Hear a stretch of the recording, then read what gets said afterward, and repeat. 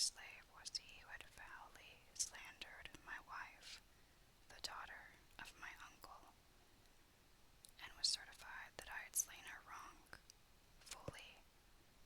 So I wept with exceeding weeping, and presently this old man, my paternal uncle, and her father came in. And I told him what had happened, and he sat down by my side and wept, and we ceased not weeping till midnight. We have kept up mourning for her these last 5 days, and we lamented her in the deepest sorrow, for that she was unjustly done to die. This came from the gratuitous lying of the slave, the blackamoor, and this was the manner of my killing her. So I conjured thee, by honor of thine ancestors, make haste to kill me, and do her justice upon me, as there is no living for me after her.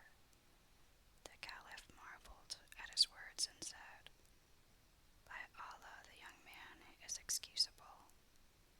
I will hang none but the accursed slave, and I will do a deed which shall comfort the ill at ease and suffering, and which shall please the all-glorious king.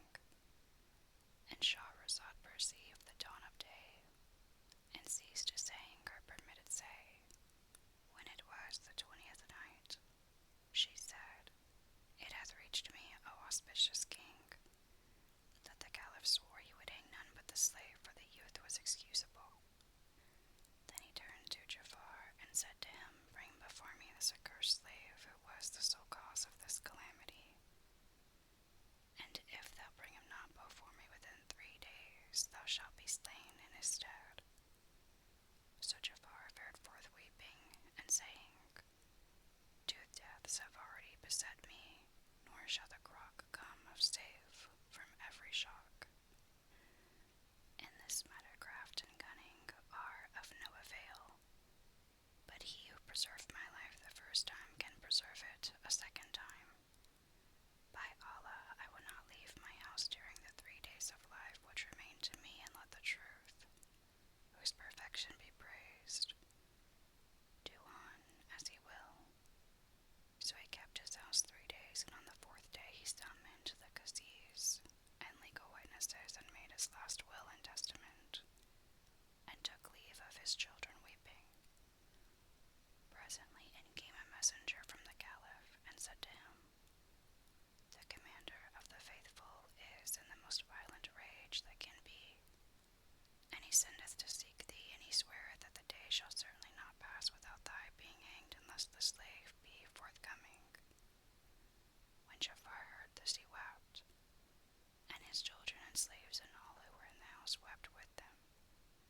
After he had bidden adieu to everybody except his youngest daughter, he proceeded to farewell her, for he loved the sweet one who was a beautiful child more than all his other children.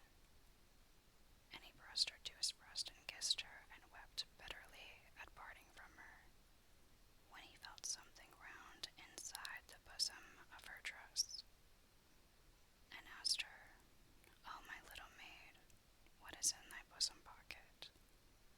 O my father, she replied, It is an apple with the name of our lord the Caliph written upon it. Rayhan, our slave, brought it to me 4 days ago, and would not let me have it till I gave him 2 dinars for it.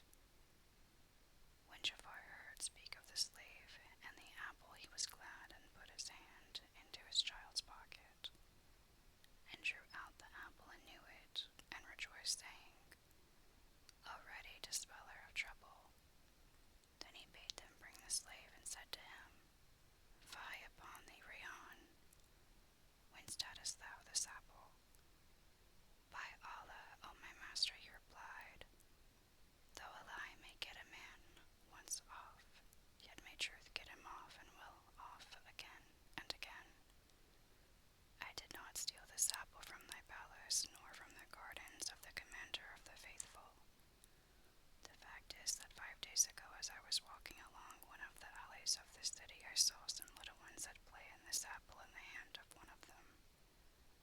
So I snatched it from him and beat him, and he cried and said, O youth, this apple is my mother's, and she is ill.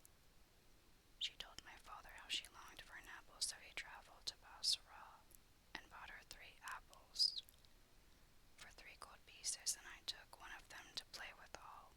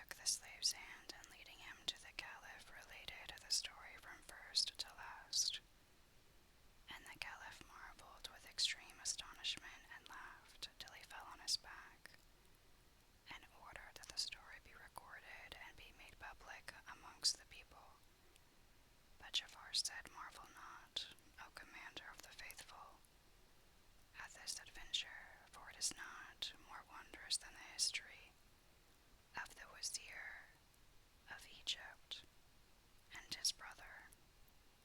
Quoth the Caliph, "Out with it, but what can be stranger than this story?"